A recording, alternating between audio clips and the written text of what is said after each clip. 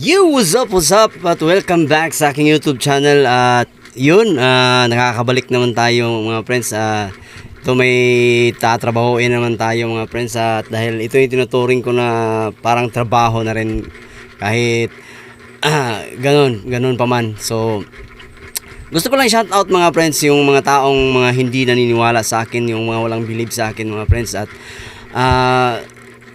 meron kasing yung alam niyo yung hindi talaga maiiwasan na may mga taong nagmamagaling, nagmamarunong, may sinasabi, hindi naman sa ayaw kong pinagsasabihan ako, pero ang dating kasi sa akin parang gusto niya akong diktahan sa ano yung gusto kong gawin sa buhay. Hindi naman ako nagmumukmuk lang dito sa amin mga friends, at masyado lang kayong excited para sa progreso ng buhay ko mga friends. At yun, shout out sa inyo, tuloy nyo lang yan dahil yung mga ginagawa ninyo, gagawin ko lang yung gasolina para pagbutihin ko pa tong mga ginagawa ko. Buti sana kung yung may sinasabi yung porki ganyan, porki ganto, sinasabi nyo ganyan sa akin. Doon sana, kung magsasabihin man lang din kayo ng ganyan sa ibang tao, doon, buti ko sana kung yung buhay ninyo ay sobrang ganda, yung sobrang ayos ng buhay ninyo, yung walang hindi ka puna-puna. Ganon sana. Siguro maniniwala ako sa mga sinasabi ninyo kung yung buhay ninyo, yung pamilya ninyo hindi ka puna-puna, yung sana doon talaga sa legit, yung nakatira kayo sa subdivision, may kanya-kanyang negosyo niyo, yung mga sariling mga anak ninyo, may mga sasakyan na kayo. Yun, ganun sana, yung may napapatunayan na talaga at nakikita. Hindi yung yung konti lang lamang, parang konti lang yung lamang ninyo sa buhay ko. Hindi naman kayo sa subdivision nakatira eh. Wala naman akong sinasabing ganun, pero dito sa mundo, may kanya-kanyang buhay naman tayo may kanya-kanyang pamilya tayo. Wag nating pakialaman yung buhay ng may buhay. Ganun na lang dapat. Kasi hindi tayo uusad sa mga ganyan-ganyan kung ano mang nakikita niyo, siguro kung naiinip kayo sa buhay namin na dahil napakabagal ng progreso, wala na kayo, labas na kayo doon. Ganun lang yun. So, yun, bago masira yung araw natin mga friends, at hindi ko naman hahayaan na sisirain nila yung araw at buhay ko dahil sa mga ganyan-ganyan. Wala na lang sana tayong pakialamanan, ganun. Dahil ako'y hindi na may kahit papaano may ginagawa ako sa buhay ko, pero sa ngayon wala pa kasi akong napapatunayan kaya nagsasabi kayo ng ganyan sa akin. Kahit may iba rin naman akong kamag-anak na hindi naniniwala sa akin. Kaya sinasabi ko, tuloy nyo lang yan kung yan ang nakapagpapasaya sa inyo, nagiging kumpleto yung araw ninyo dahil sa pangingialam sa yung hindi ko rin maituturing na pangingialam. Siguro kung may gusto lang kayong sabihin sa akin ng ganyan, pero hindi na naman tayo mga bata para gawin yung para hindi gawin yung mga tama. Alam naman sa akin, alam ko naman yung tama at mali. Yun hindi na tayo mga bata para magtuturuan pa kung ito gawin mo, ganito gawin mo. May may kanya-kanya tayong sariling buhay.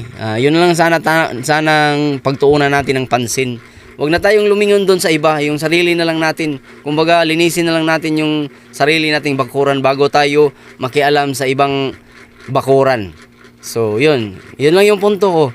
So, yun, for now mga friends, meron na naman ulit tayong balik na tayo dito sa kasi tinuturing ko tong trabaho sa mga ganito. Kung sa tingin ninyo na walang silbi to, walang katuturan, hayaan nyo ako sa mga bagay na gusto kong gawin. At wala naman kayong pakialam doon sa akin kung ganun yung dito ako masaya. Kaya wag nyo akong husgahan. Ganun. So, yun. Itong laban na panonoorin natin mga friends ay laban ito ni Talk of the Town to ngayon mga friends. Laban ni Husky at saka ni mainit kasi si Apex ngayon laban ni Husky at Apex. So ito yung parang magiging bawi doon sa pang-call out nila ni Husky doon sa laban nila ni Shernan sa Husky Shernan laban kay Cripply Topper na doon sa round 3 doon nila binanata ng husto si Apex. So parang ito yung magiging bawi ni Apex para sa kanila. So let's do this in 3, 2, 1, here we go. Nag-coitos kami at nanalo si Apex. Pinili na muna mauna si Husky. So 3 round ang laban, 2 minuto. Unang banat, Husky! Yo, yo, yo!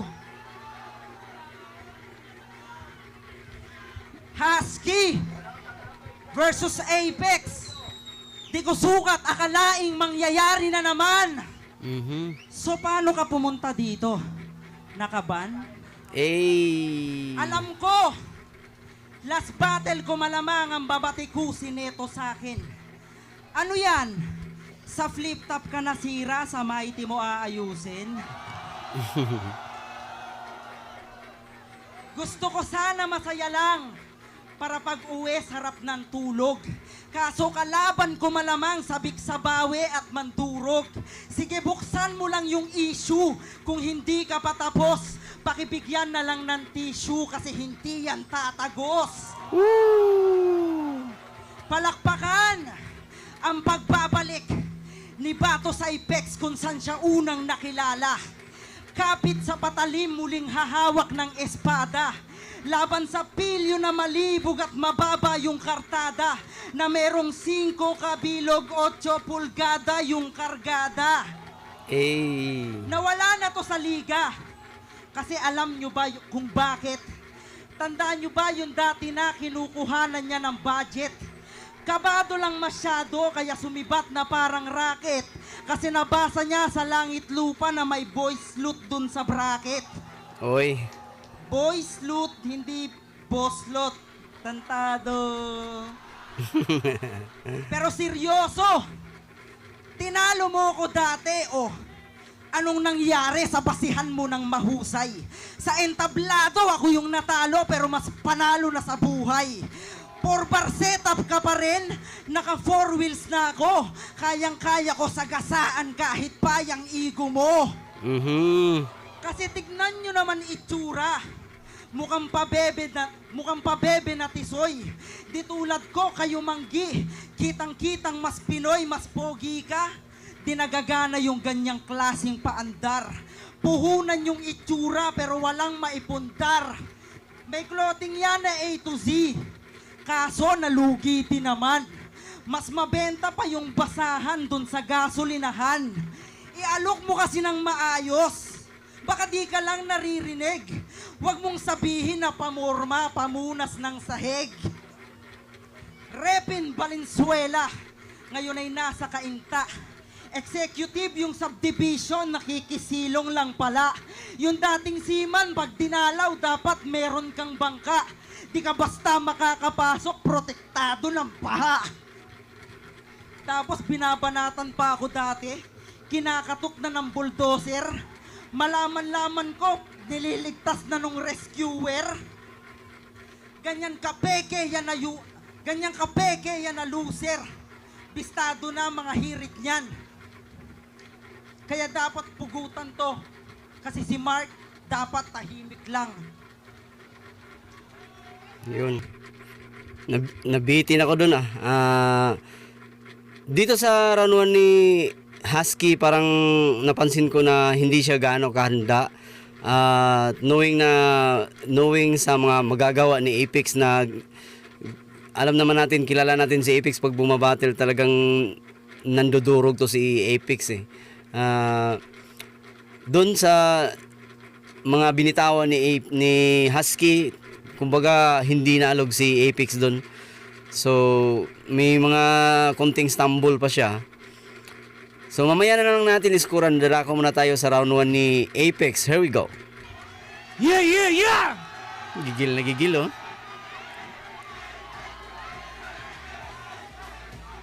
Kamusta, spokesperson ni Enigma? Kala mo siguro di ka mababawian nung minimensyo mo sa liga. Nag-costume ng pang-ispakol. Ang hilig mo talaga sa aircon, malandi ka. Tong teacher's pet, bibigyan ko ng lecture ang mape-pressure masahista. Ang galing ng pagkagagawa. Nagsama ka pa ng Dalmatian. Mukha kayo mga baklang nakadroga. Sobrang sip-sip yung chikinini ni Enigma, parang marka ng bentosa. Konektado pa rin. Tinira nyo pa ako ni Dalmi sa round 3. Sarap nyong sipain Malakalil round 3. Paanong maniniwala sa'yo ang dami mong video na sa muka meron kang panty. Madalas na nga mawala ng boses si Arik tapos yung spokesperson pa, Husky. Di sa'yo bagay maging therapist. Kala mo ang bangis at ang sexy mo. Gago yung mukha mo, mas malangis pa sa nagpapawis na Eskimo. Dati ko na kasi tong sineben-0, kaya naging bitter siya. Para kay Enigma, nagbaba ko ng ego. Ikaw, binaba mo yung zipper niya. Oo, yung burat nasa kanyang bibig. Aba, nakakabilib. Kaya niyang i-deep throat si Arik kahit wala siyang leeg. Wala ka namang kinalaman doon. Ngaw-ngaw ka pa ng ngaw-ngaw. Mukha ka na nga manggang hilaw, saw-saw ka pa ng saw-saw. Hindi ako bumatel ulit para magpasikat sa mga tao. Tinanggap ko tong laban kasi nakakagigil yung mukha mo. Tingnan nyo ang epic ng face. Kahit anong bihes para pa rin putapete sa stage. Ang tanging pumapatol sa'yo, mga beking may AIDS. Kamukha mo yung bukalista ng shackle na pang-welding yung shades. Yung mga ganyang mukha, di na kaya ng plastic surgery. Alam nyo kung anong nararapat dyan? Black magic sorcery. Nasa liga ka pa rin kasi ikaw yung bet nung tiga Binondo. Habang ako tinanggal kasi naging threat ako sa negosyo. Nagko-costume tapos yung concept sablay naman. Labas yung dede nakadantay sa tiyan. Tapos ako pa yung naninira sa liga ng lagay na yan. Ang tanong, anong inambag mo para iangat ang lirisismo? Ako tinanggal kahit para sa kultura. Ikaw nanatili para sa benepisyo. Ano, masakit pre? Ganyan din ako nung pinaalis eh. Si Enigma, paano mo nauto? Yung hentai kamen, takina kinonsinto yung hentai kamen, ako po. Yung kabaduyan neto, sagad hanggang buto. Biruin nyo sa labas, bawal yung nakahubad. Tapos sa liga, pwede yung nakahubo. Tapos, anong sinasabi nyong magdadrama ako sa flip-top anib? Sabi nyo ng kakampi mong Dalmatian. Bakit naman ako magdadrama doon? Di naman ako squatter tulad ni Shernan. Si Shernan Ligaw paiyak-iyak na pa bala. nung yung kanta ko ni-review. Tapos, ididis ako bigla kasi hindi ako pumayag magpa-interview. Mga walang originality ang kakapal na muka. Gaya-gaya na nga si Shernan, tangina ginaya mo pa. Kinopya mo yung nangungopya. Estilo mo sa kanya mo hinubog. Para kanyang anak sa labas na sa kalsada lang pinulot. Ngayon sa muli natin pagtutuos ay para kang bangkay na hinugot habang inuuod. Junior ka nung top 2 sa views na matagal ko nang tinupok. Pangalawang version ka nung pangalawa na tinambakan ko at binurot. Ngayon parehas na talaga kayong dalawa. 2 beses kong dinurog.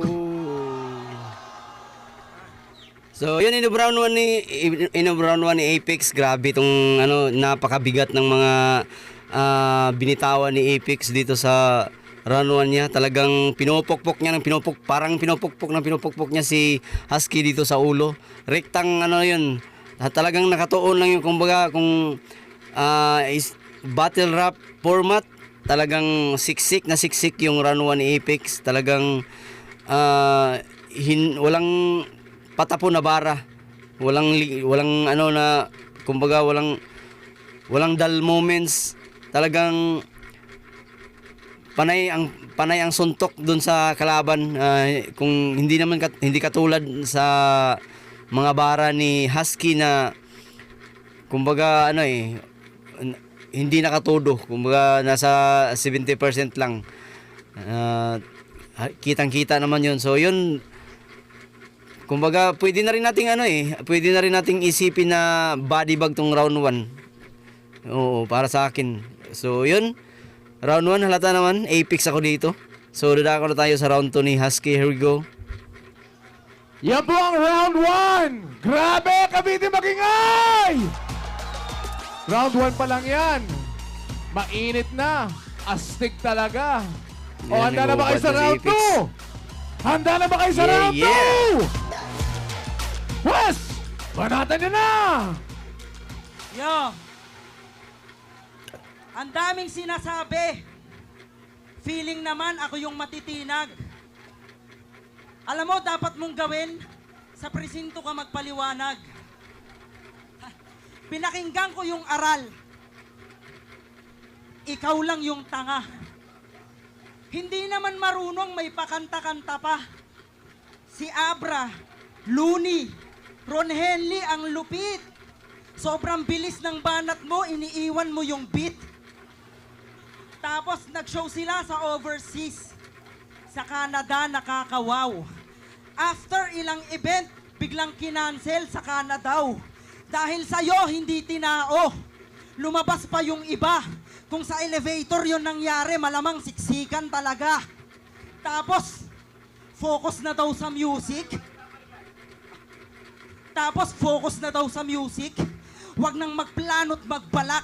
Mga tula mo ang wawak, laglag tuka mo pagtalak, wakwak mukha mo wak balat. Kung walang halo ng pangkat, tsaka nung among nag-angat, napakahirap mong buhatin, parang kabaong ng anak.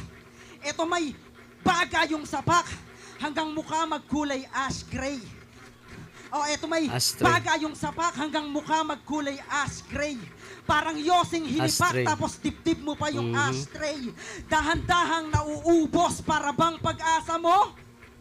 Kitang-kita kada hit, alam nyong may maaabo. Kasi sobrang wak nito ni Apex. Basa ko na mga galawan. Hindi siya pwedeng mawala sa liga ng basta wala-wala lang. Bago matulad sa mga MCing di na binibigyan ng laban, gumawa na lang ng issue para kahit paano pag-usapan. Para di mawala sa lente, si Kadiente nagpakapeste. Intelihente, nagpakaleche nung naubusan na ng swerte. Sinugal mo karir mo, pero deep inside ikaw yung talo. Kabaliktaran ng word na mighty kasi ungrateful ka na tao. Mas astig pa yung ganon. Sobrang galing mo pampihira. Magpapaawa para lang sa simpatyang nakakasira. Kahit hindi mo man plinano, halatadong desperado. Kahit di mo man pinlano, halatadong desperado, pagdasal mong di humupa para may interesado. Yung dating feeling gangsta na, wala nang mas titikas. Pasabit-sabit na lang sa piyesta na parang banderitas. Di ka makakaiwas, kapalaran mo na yan. Kung dati haring araw ka, ngayon suntok na lang sa buwan. So, mamaya natin, pakinggan muna natin yung round 2 ni Apex. Here we go. Mamaya natin iskoran. Nice. Ayos ba tayo dyan mga taga-Cavite? Kahit kadiri si Husky, at least na-enjoy.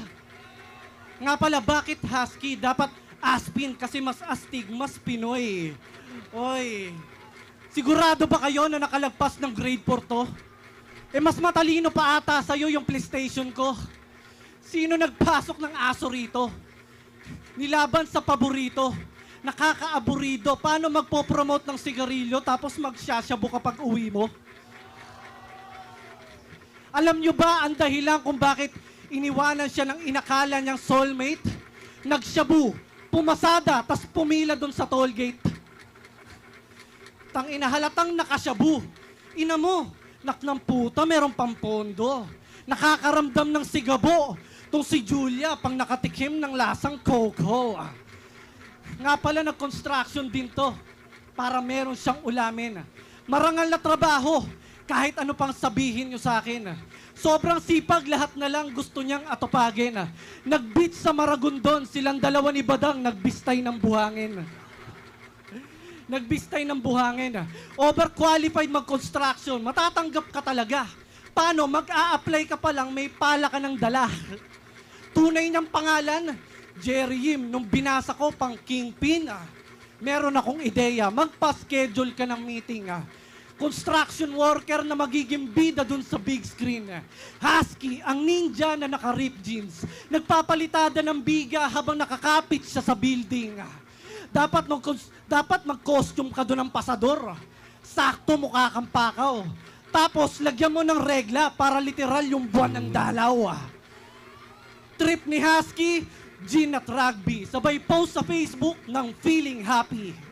Bali-balita sa mga veterinary. Ikaw lang daw yung asong nagmimisyonary. Para sa akin yung laban na to, easy money. Gamitin mo sa akin yung issue ko na matikman mo yung hagupit ni Ali. Kahit nakapikit, siguradong hit, parang beat ni Clamsy.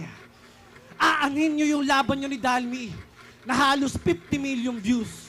Wala kang album, walang music video, walang royalty, walang revenues, wala ring used. Di ka namin matatawag na kapitan. Magaling ka lang sumabit, di ka namin masasandalan pagdating sa kanta, alalay ka lang nung awit. Yung pagiging kiss-ass mo kay Arik, yun ang tunay na komedya. Grabe makaprotekta. Galawan mo pang perya na gustong magpamolestya kasi pagdating sa dik ni Enigma, right all you can ka. All you can. Hinamong pa ng hampasan ng trophy si Saito. Gago pag nilabas ko yung trophy ko na kasing tangkad ni Crisano at hinampas ko yun sa'yo, magmumukha kang painting ni Picasso. Nagko-costume pa yung aso, dapat sa'yo kinakandado. Napapansin ka lang pag yung sarili mo ginagago. Ako kaya kong sumikat ng ako lang. Ikaw kailangan mo magpanggap na ibang tao. Gamit magagandang bara, napapansin ako. Tanginang bading na to, astang protektor ng liga biglang nag-iinaso. Ano, para sunod-sunod yung mga laban na ibibigay sa'yo? Dapat dati nyo pa ginawa yan bago ko pagawin yung kanta ko. Tinira nyo ako. Ayan, nagluko na naman yung yung AirPods. Ay, nako. Antayin natin saglit. So, ayun. Tuloy tayo. Bigla kasi nga nakikinabang din kayo. Mga tugmaan mo walang kulay. Mas kadiri ka pa sa fungi. Yung mga sinabi mo sa akin, panindigan mo yan habang buhay. Dahil tangina wala nang balikan na parang talampunay. So, yun. Brown to ni Apex. Halata naman kahit sabihin natin yung siguro yung performance ni Husky umangat lang ng bagya dito sa round 2. Pero hindi ibig sabihin na natatapatan na niya yung sulat ni Apex. Round 2, Apex pa rin ako dito. So, dadako na tayo sa round 3 ni Husky. Here we go. Time. Woo! Round 2 pa lang yan. Eto na! Final round! Ready na ba kayo, Cavite? Respect the MC, respect the MC. Alright. Simulan na natin. Final round! Yo! Okay pa? Game. Yo! Masayahin akong tao. Kahit seryoso, palagto. Sanay na rin ako sa gago. Bit-bit ko lagi, bayag ko. Pero gusto ko patok sa masa. Kahit saan ilapag to. Parang adobo, Makalat. patok sa masa. Patok sa lasa. Parang adobo sa hapag nyo. Yo. At speaking of adobo, nagpunta sa birthday ni Boss Toyo kahit di siya impitado. Wala ka daw sa listahan, nahiya na lang yung tao. Parang alib lang ng flip-top. Kaso di naging ganon. Change topic na nga lang tayo. Kasi di ba labas ka doon?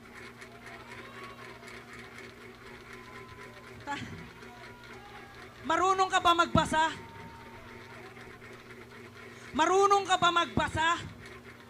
Wala ka na bang makain? Tapos pag pinalabas, biglang ikaw pa yung iyakin?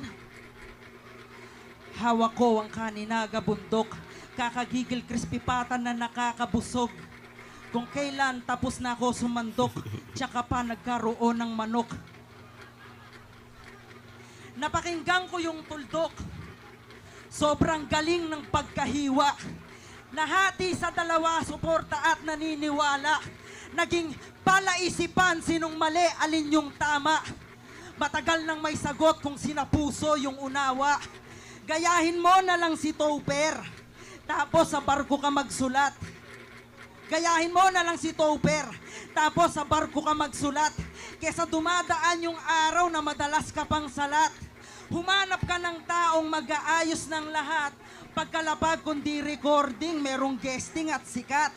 Malay mo, mga pangarap mo magawa mong tuparin. Kesa lait-laitin mo ko tapos mahirap ka pa rin. Wala akong personal na galit. Hindi mo kailangan mailang. Niyabangan mo ko dati, pinabalik ko lang. Huwag kang masyadong boy paawa na parang nagpatiwakal. Alam namin yung tuldok ang kasunod non kapital. Galingan mo na lang palagi. Magpatuloy at humayo. Kasi mas astig at mas Pinoy ang pusong may respeto. At di ako sip-sip kay Arik. Sadyang close lang talaga. Sobrang dikit, parang daliri ni malupiton sa paa. Tsaka hindi ka naman chain smoker. Huwag mo nga ako lituhin. Palibasa, pag naguhubad ka ng boxer, Ayun. puwet mo may nicotine. So, yun ang round 3 ni Husky, makalat talaga yung ano niya, ito yung round 3 na, ito yung round niya Husky na pinakamakalat, talagang, iwan ko, parang hindi niya nakabisa ng husto, kumbaga, siguro, dahil na rin siguro sa atmosphere ng mga tao na, sobrang dami ng tao nakakalimutan niya, kung ganun yung, meron talagang instances na ganun kahit sa ulado mo na yung round, pag nandun ka na talaga sa venue na sobrang dami ng tao, talagang napipressure ka, lalo na itong kalaban niya si Apex na gusto ko rin parang nakatodo na rin nakatodo kahit parang warm up pa lang to ni Apex. So mamaya nang natin iskuran, panoorin muna natin yung round 3 ni Apex. Here we go. Ay, yo! Puta kayo na yun Di ba lato sa akin naka-score? Walang dating pero kamukha ni dating ng Fantastic Four. Hayop to, nakapunta ng ibang bansa. Accomplish na yung mission niya. First time mag-Air Asia, immigration pa lang nagpapapicture na. Dating nagtatricycle, ngayon nagyayabang na ng Pajero. Samantalang dati nagpautukay tayo kang tanga-tanga neto. Imbis na pasahero, pinadeliver sa Pinnacle Bar na mga yelo. Ginawa ka talagang Husky, pinagbuhat na mga kargamento. Nga pala, meron tong farm. Meron tong farm, oo. Yan ang aking napuna. Kaya niya mag-araro, kahit gamit ng tuka. Lapitin ng chicks, kasi ang daming patuka.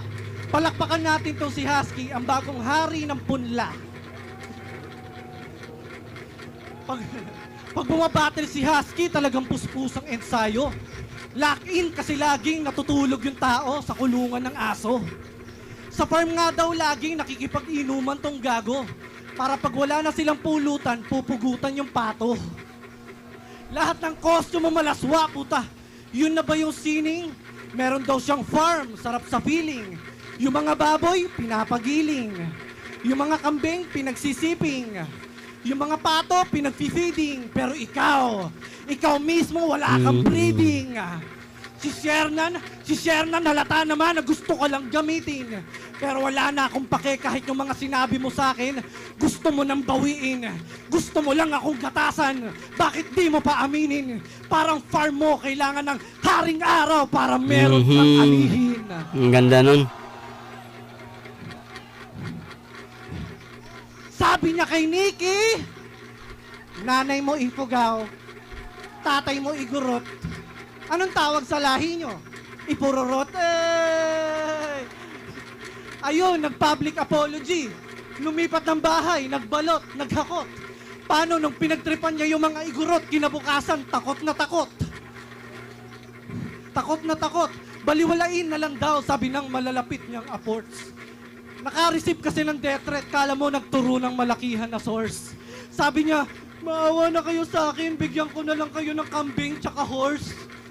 Sinabihan mo sila ng ipururot, tapos sa sobrang takot mo, natai ka sa shorts.